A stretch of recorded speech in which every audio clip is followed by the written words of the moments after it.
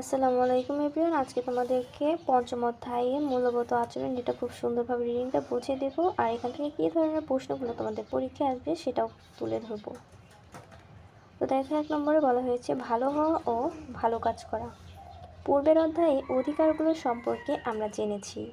এই অধ্যায়ে মূল্যবোধ ও ভালো আচরণের জন্য আমাদের নিজেদের দায়িত্ব ও কর্তব্যগুলো কী তা জানবো। আমরা জানি আমাদের সকলেরই পরস্পরের প্রতি ভালো আচরণ করা এবং ভালো সম্পর্ক গড়ে তোলা উচিত। এই ভালো আচরণ করাই হলো নৈতিক গুণ। আমাদের সবারই নৈতিক গুণের অধিকারী হতে হবে। মূল্যবোধ, এখন আমাদের বুঝতে হবে মূল্যবোধটা কী। মূল্যবোধ হলো আমাদের ভিতরের নৈতিক গুণাবলী। তাহলে এটাকে তোমরা আন্ডারলাইন করো, এখান থেকে প্রশ্ন আসবে। এটা তোমাদের ক নম্বরের প্রশ্ন আসতে পারে এবং কি তোমাদের হচ্ছে এমসিকিউ মানে টিক চিহ্নতেও আসতে পারে, যে মূল্যবোধ হলো আমাদের ভিতরের নৈতিক গুণাবলী। প্রশ্ন আসবে মূল্যবোধ কী, তখন লিখতে হবে মূল্যবোধ হলো আমাদের ভিতরের নৈতিক গুণাবলী। আমরা যে ধরনের কাজ করে থাকি তা আমাদের নৈতিক গুণাবলী বা মূল্যবোধ দ্বারা পরিচালিত হয়। আমরা আমাদের পরিবার, সমাজ ও বিদ্যালয় থেকে মূল্যবোধের শিক্ষা পাই। নিচের কিছু উদাহরণ দেয়া হলো। মূল্যবোধ: সততা, ন্যায়নিষ্ঠা, শৃঙ্খলা, নম্রতা। ফলাফল: অন্যরা আমাদের বিশ্বাস করেন। আমরা সকল বন্ধুর প্রতি ন্যায়সঙ্গত আচরণ করি। আমরা সঠিক আচরণ করি ও নিয়ম মেনে চলি, এটা হচ্ছে শৃঙ্খলা। নম্রতা: অন্যরা আমাদের শ্রদ্ধা করেন। তো এইটা আমাদেরকে মুখস্থ রাখতে হবে। আমি তোমাদের আরেকবার দেখিয়ে দিচ্ছি। মূল্যবোধ: সততা হচ্ছে অন্যরা আমাদের বিশ্বাস করেন, এটা হচ্ছে সততা।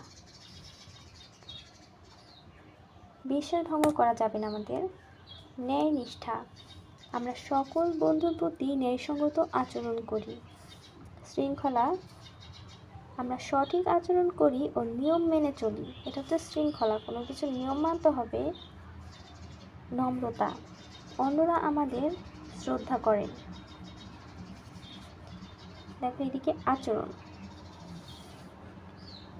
ভালো আচরণের মাধ্যমে আমরা একটি সুষ্ঠু ও সুন্দর সমাজ গড়ে তুলতে পারি। এখানে কয়েকটি ভালো আচরণের উদাহরণ দেওয়া হলো। তোমাদের পরীক্ষায় আসবে বড় প্রশ্নে ভালো আচরণ কোনগুলো তার উদাহরণ দাও। এখন দেখো কি বলা হয়েছে। ছোটদের দেখাশোনা করা, মানুষের প্রতি শ্রদ্ধাশীল হওয়া, প্রতিবেশীদের সাথে ভালো ব্যবহার করা, কেউ বিপদে পড়লে তাকে সাহায্য করা, কারো প্রতি অন্যায় হলে তার প্রতিবাদ করা, এটা হচ্ছে ভালো আচরণ। তো দেখো তার পরের পেজে কি বলা হয়েছে। ক নম্বর, এসো বলি। পাঠে দেয়া প্রতিটি মূল্যবোধ সম্পর্কে শিক্ষকের সহায়তা শ্রেণীতে আলোচনা করো। এগুলো ছাড়াও আরও কিছু মূল্যবোধের উদাহরণ দাও। প্রতিটি মূল্যবোধ কোন কোন ভালো আচরণের মাধ্যমে প্রকাশিত হবে তার উদাহরণ দাও। এখন তোমাদের কাজ হচ্ছে তোমরা খাতা খুলে ভালো আচরণ কোনগুলো সেগুলো লিখে ফেলবে।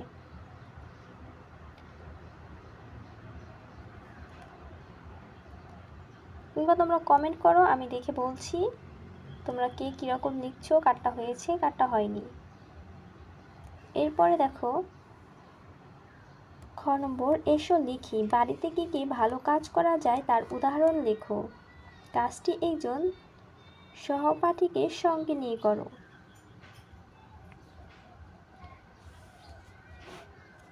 আরও কিছু করি। মাঝে মাঝে আমরা ভালো আচরণের পরিবর্তে খারাপ আচরণ করে ফেলি। ভালো এবং খারাপ আচরণের প্রভাব কেমন হতে পারে তা নিয়ে ছোট দলে অভিনয় করে দেখাও।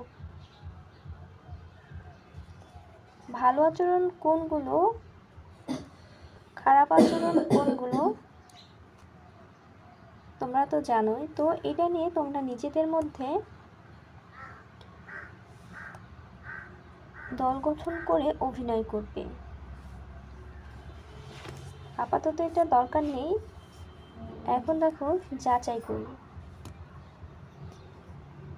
ভালো কাজগুলোর পাশে টিক চিহ্ন এবং করা উচিত নয় এমন কাজগুলোর পাশে ক্রস চিহ্ন দাও। এদিকে দেখো, আমাদের বাড়িতে যারা কাজ করেন তাদের সাথে খারাপ ব্যবহার করা।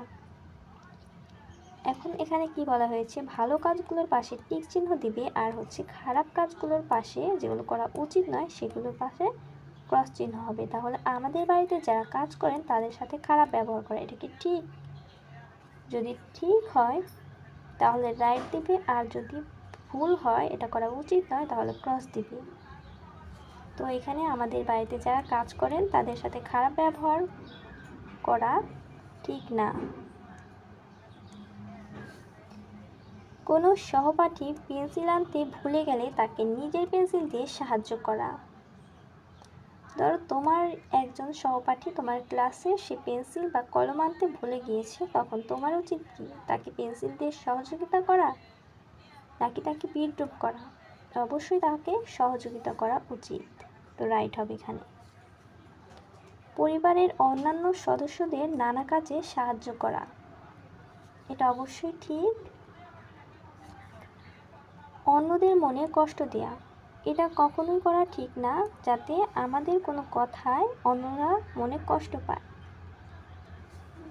একজন অন্ধ লোক রাস্তা পার হওয়ার সময় তাকে সাহায্য না করা, অবশ্যই একজন যখন অন্ধ লোক রাস্তা পার হবে আমাদের উচিত তাকে রাস্তা পারে সহযোগিতা করা। তাহলে এখানে একজন অন্ধ লোক রাস্তা পার হওয়ার সময় তাকে সাহায্য না করা, এটা উচিত নয়। নিজের কাজ নিজে করা, এটা ভালো। নিজের কাজ নিজে করবে সব সময়। তোমাদের যদি কোথাও কোনো বুঝতে সমস্যা হয় তাহলে আমাকে কমেন্ট করে জানাবে। তো আজকের ক্লাস এই পর্যন্তই, দেখা হবে আগামীকাল, পরের পাতা নিয়ে আলোচনা করব। তো ক্লাসটি তোমাদের কেমন লাগছে অবশ্যই কমেন্ট করে জানাও। আর চ্যানেলটিকে যারা এখনো সাবস্ক্রাইব করোনি অবশ্যই সাবস্ক্রাইব করে দিবে।